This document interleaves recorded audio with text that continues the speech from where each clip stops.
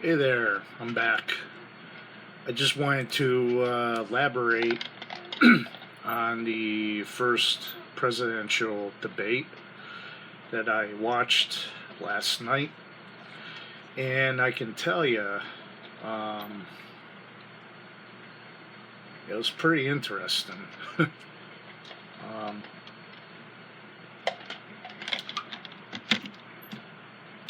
my best way to describe is it felt like I was sitting in a classroom, and it would be like you're the student sitting at the desk, and someone goes up to a chalkboard with their fingernails and you're like, I can't stand it. Well, that's how I felt at times when I was listening to Trump interrupting and Biden trying to explain himself. And at times, Chris Wallace there, the moderator, couldn't keep it under control. He's like the teacher, and Biden and Trump were like the students.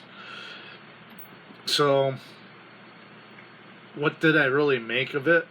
Well, as an independent,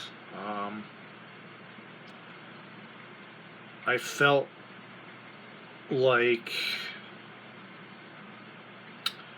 it was good that they spanned on the important topics, so I commend the moderator, Chris Wallace. I think Chris Wallace is he's a very good moderator, good journalist, even though he works at Fox News. I like, he's one of the few at that network that I do like, so I commend them for doing the best job they could for what he, under the circumstances, he did a pretty good job, I felt. So he gets grade A remarks. Now, a lot of people suggested with Trump interrupting, even Biden interrupting a little bit, there should have been something where they get cut the candidates off so that they couldn't interrupt.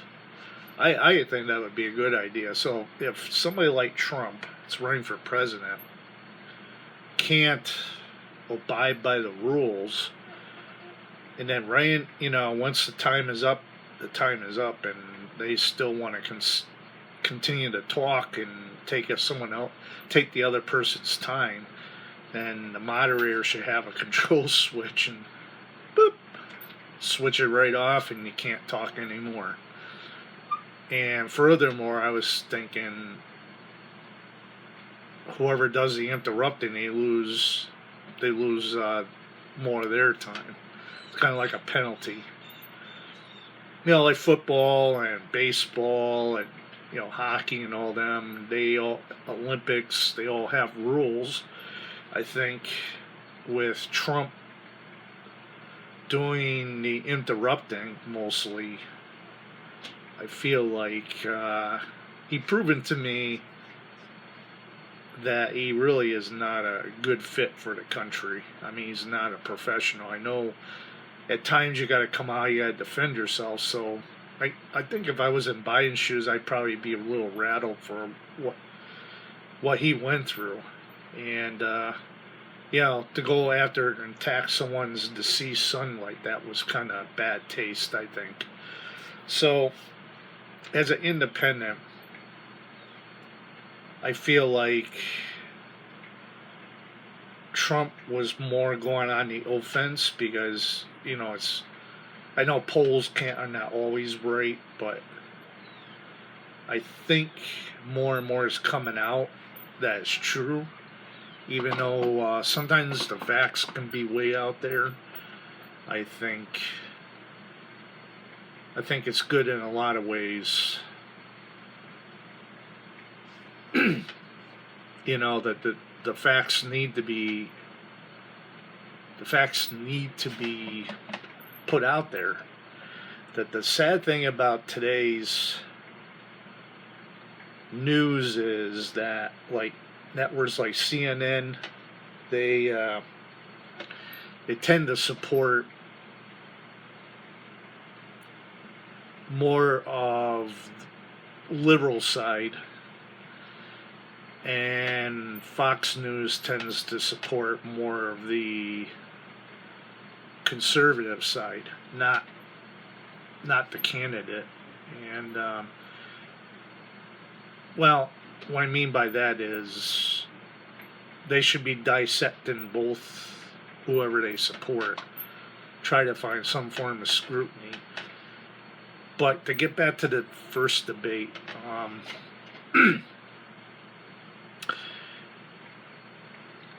I think, in my opinion, Trump had the upper hand, mostly in the first half of the night. And then I think toward the middle, Biden managed to find his middle ground. And I think by the second half of the debate there, I think Biden managed to find his footing. And it was good they looked into the camera like I'm looking at the camera here. So I think it was very, very good on Biden's part to be looking at the camera. You know, I think it showed an honesty and sincerity. So, as an independent and a voter, next question you're probably going to ask me is, what did I take out of all this? Well, I think clearly there was two versions or two visions on hand. That's the takeaway as an independent. On the one side, you saw chaos. He's attack, offense. On the other side, you saw calmness, composure.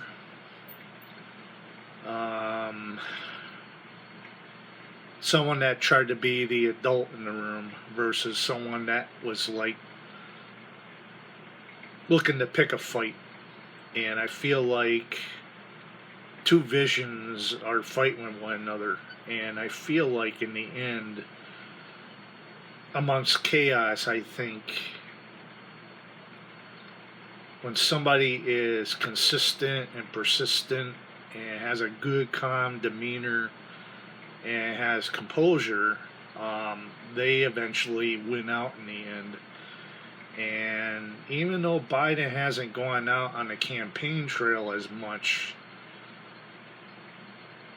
didn't hold rallies as much, and it, you know,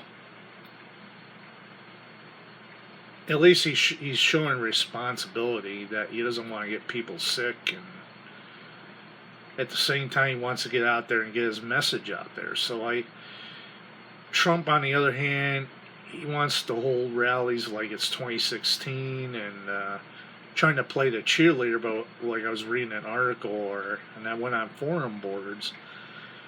It's great and all, you want to be an optimist and you want to be the cheerleader, but I think when you're president of the United States, you have to at some point be the quarterback. You can't be the cheerleader, you know. It's good to show a sense of optimism. I think, you know, that's good. I think one good quality that Trump has, and once again I'm not supporting Trump, is his toughness. But I think what makes strength and toughness also, he lacks in discipline, because as soon as he puts a plan out there, next day or next 2 days he all time changes the game plan. It's like football, and you can't do that. You got to, you know, eventually you have to stick to a game plan and have faith in it. And I just don't see that with Trump. He's all the time changing. Now, I'm not saying that Obama and Clinton and Reagan and all of them weren't the same way, but what makes a big difference between Trump not Trump, sorry about that, Reagan and Clinton and Obama and even W. Bush is, yeah, they changed strategies, but they stayed consistent, and they communicated. They were good communicators. I just think one of Trump's weaknesses is he's not a good communicator. He and I noticed too, he tries to take on too much. He tries to do everything on his own. He tries to go do daily press briefings, and it's commendable that he's a multitasker, but at the same time, you got a country to run. That's why you got a team, so that you give the task to the other people. I mean, that's just my take and from my own experiences, out in the workforce. You have your leaders that have a certain group of tasks, but then you got the subtasks that for the workers, and it's like that in any organization. I just think that Trump and his organization and administration, in this case, is very disorganized and all over the place. And I think one of the strengths that Biden has had, yeah, he's had 47 years, or if you actually take the 3 years away as private citizen, technically he's been involved in government 44 years, not 47, so it's kind of way out there. But where they get 47 years, I don't know. I mean, anything, who knows? But assuming that Biden has been in government 47 years,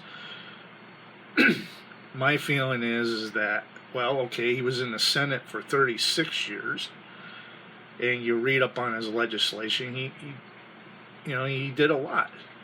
Maybe some of it not all perfect, but he got a lot done, and he worked across the aisle. He's known to do that, so he's a moderate. It's what we need right now. He's not going to be a Reagan. He's not going to be a Clinton. He's a Biden. So he'll have his own unique approach to leadership if he gets elected.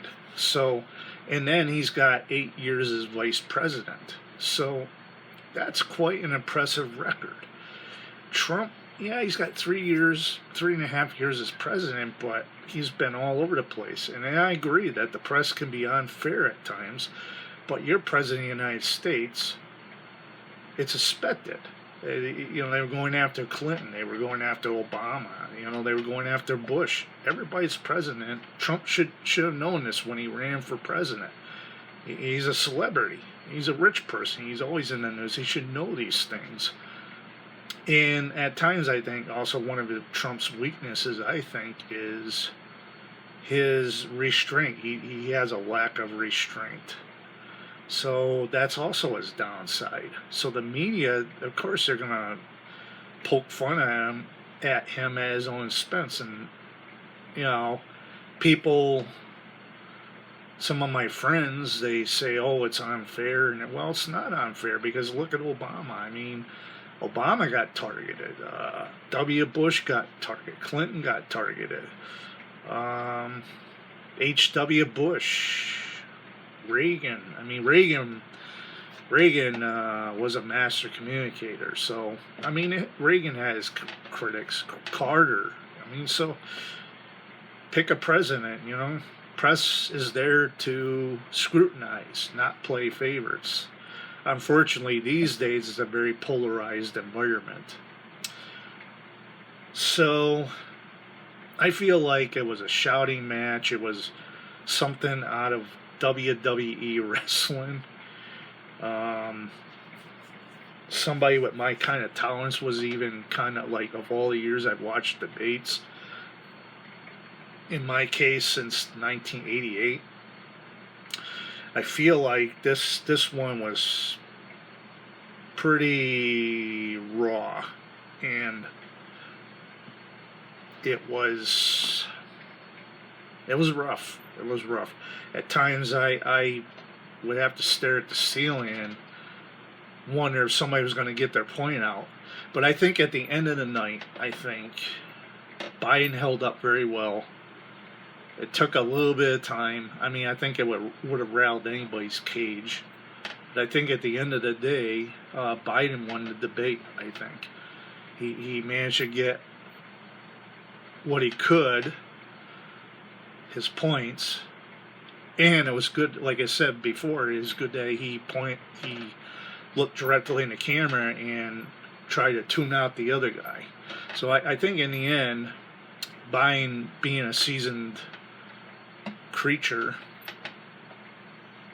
in D.C. and a master craftsman, Biden won.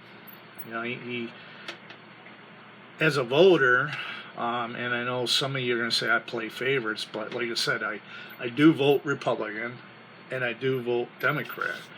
And I think in the end, I think Biden has convinced me more and more as I hear more of him talking, and I try to see what the fact checkers have to say. And I think when you listen to Biden, even though he's not like a Barack Obama, he's got his own unique style. It's what we need for the country. We need stability. We need unity. We need someone with a good composure to get us through, like the COVID-19 and the high unemployment rate. And I don't know if any of you noticed, but 2 or 3 days ago, well, I think it was a couple days ago, Disney made announcements that they're going to lay off 28,000 people. I mean, it's rare to hear a company like Disney to lay off people. And then another company announced that they're going to lay off 9,000 people.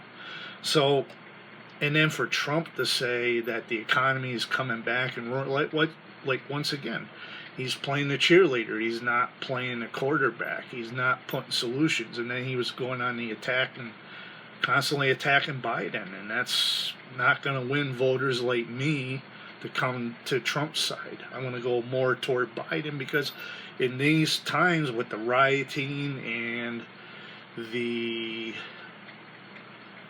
high unemployment rate, and especially with COVID-19 still, the cases skyrocketing and people dying in this country, that I want someone that's going to be more calming and experienced and been through it. And Biden has gone through and handled pandemics before, whereas I think this is Trump's first pandemic. And for me as a voter, I feel like that was his true moment to be a leader. And I feel like, and I'm not blaming Trump for COVID, but I'm blaming him for mocking it and downplaying it, and I just can't get behind somebody like that. So, but my verdict on the first debate, because this is the topic mainly, is I feel like Biden won it. He did the best that he could, and I feel like Trump lost on this debate, and maybe he might even lost a few undecideds, but we won't know. But as I said, I'm going to be looking forward to watching the Harris-Pence debate and the 2 remaining presidential debates. And if I have a lot of thoughts on it, I will post my opinion. But my verdict, in my opinion, is Biden was the better of the 2. Trump acted like he was amateur, and I'm sorry to say. And I think if Trump wants to be taken seriously, he needs to act more professional, since he's been in the White House for nearly 4 years. So it is what it is. I'm an independent voter, and that's my feeling on it. So anyway, I hope everybody is being safe out there and things are going well. Here in where I live, the weather is finally cooling down. So, yep, we're in the fall. So, I'm just going to make the best of things, just like the millions out there. So, everybody be safe out there. Socially distance, wear a mask, and wash your hands. And until next time, be safe and God bless. Till next time.